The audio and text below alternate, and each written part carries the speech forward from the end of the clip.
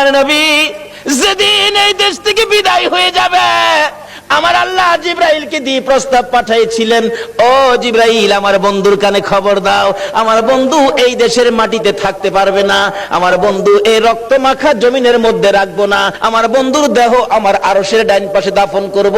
জিবরাইল খবর নিয়ে ডাকতেছেন, হুজুর আল্লাহর সালাম গ্রহণ করুন। আমি জিবরাইলের সালাম গ্রহণ করুন।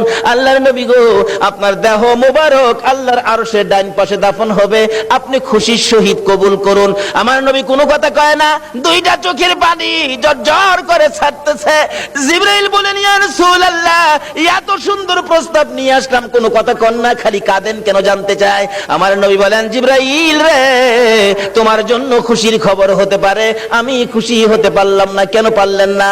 রে জিবরাইল, আমার দাফন আল্লাহর আরশের ডান পাশে হবে, আমি জানতে চাই আমার গুনাহগার উম্মতের